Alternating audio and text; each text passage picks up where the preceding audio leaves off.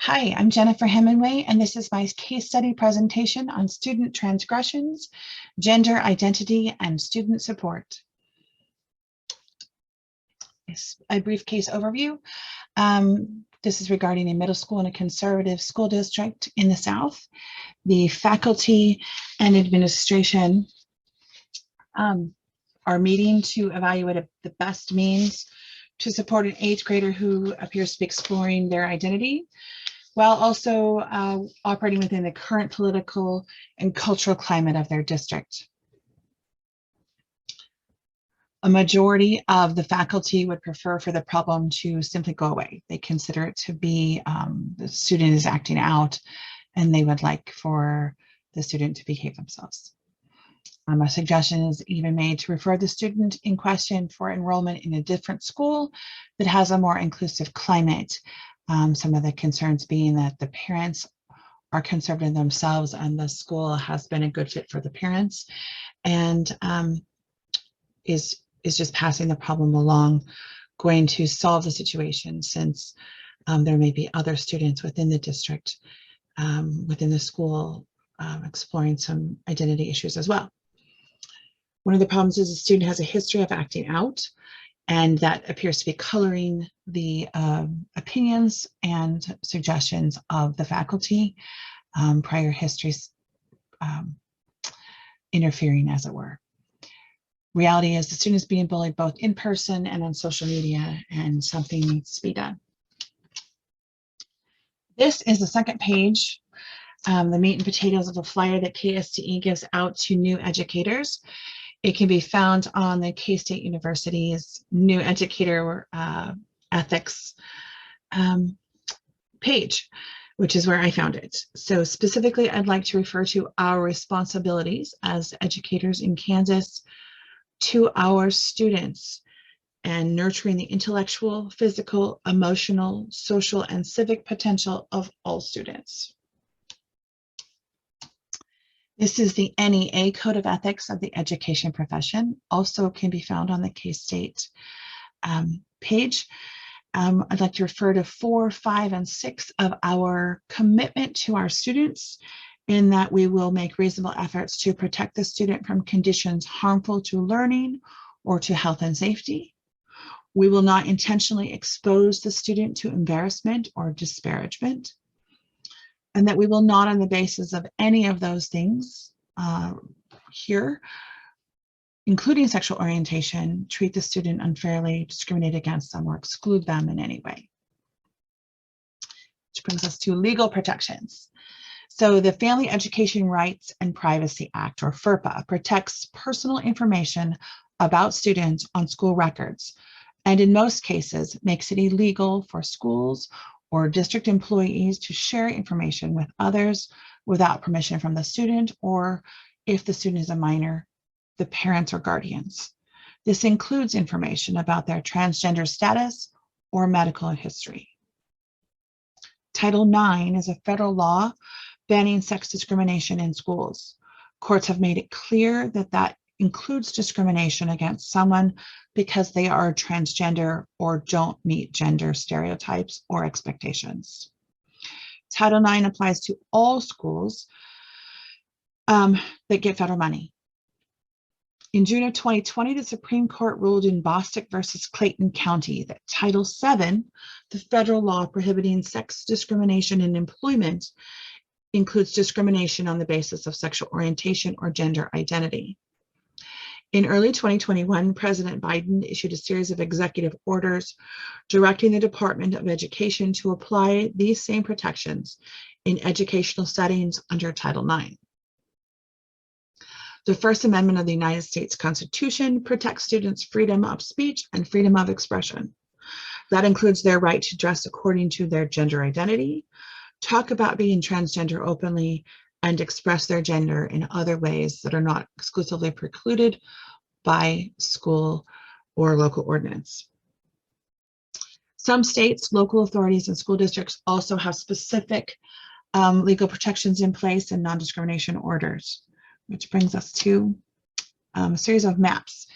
I think this is really interesting. As you can see, Kansas has no state law protecting LGBTQ students, like 24 other states and 2 US territories. 2 states have specific laws preventing school districts from adding protections to non-discrimination orders. And it runs the gamut in between there. So further, transgender bans on youth participation in sports have become a fairly hot topic in our country.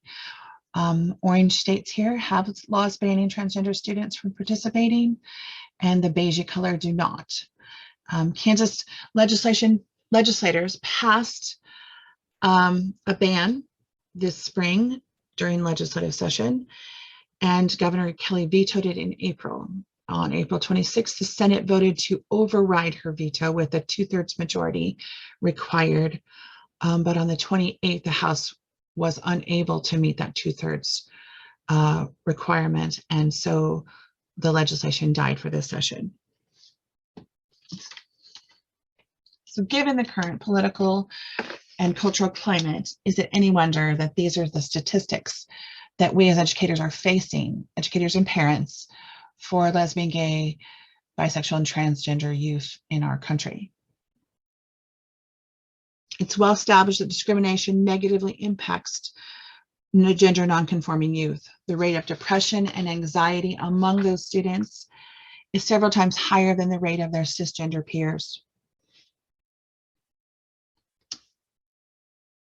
This is a comparison from Brookings of mental health and bullying or victimization of transgender teenagers versus their cisgender peers. They are more than twice as likely to report having been bullied at school, 43% versus 17%, 34% versus 14% bullied online. Sadly, more than 1/3 of them reported not going to school at least once in the last 30 days because they felt unsafe. A majority of 61% reported having felt sad or hopeless in the last 2 weeks. And very disturbingly, large percentages of 45% have considered, or 29% attempted suicide at least once in the last year, with 15% having attempted suicide twice or more in the last 12 months. This is from the CDC. The truth is, adolescence is a developmental stage, often characterized by rapid and extensive physical and psychosocial changes. It represents a time for expanded identity development, and with sexual identity development representing a complex, multidimensional, and stressful process for our young people. The potential for dissonance between sexual identity and behavior and the social rejection sexual minority youth experience contributes to increased suicidal ideation and behaviors and a substantially increased risk for suicides. It's imperative that we make space, that our students have the right to be treated with respect and not harassed or bullied.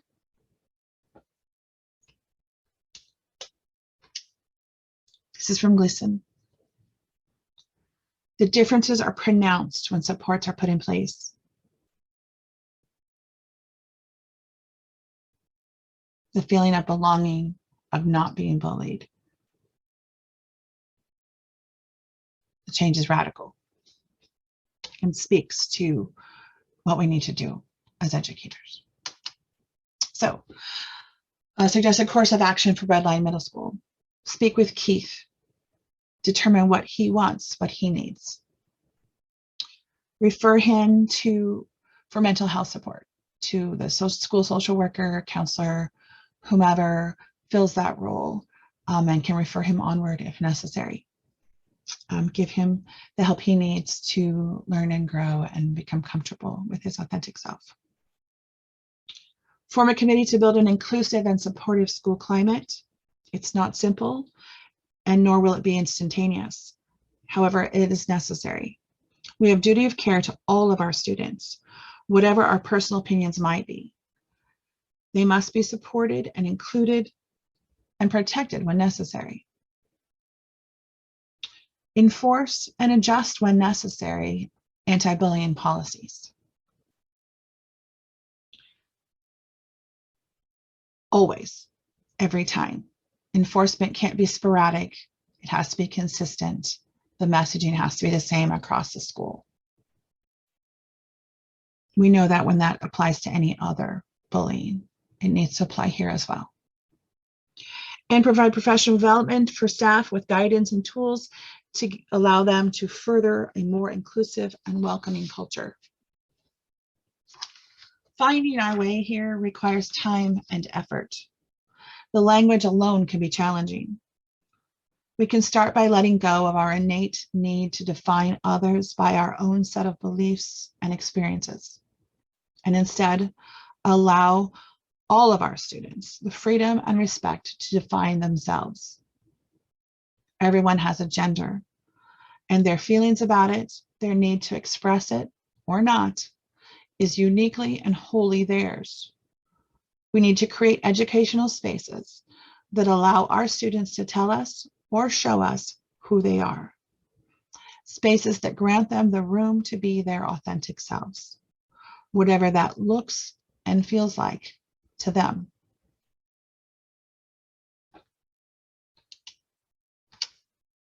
These are my references. There's a lot to dig in, and there's a lot that's not here. I hope that you'll look into it. Thank you.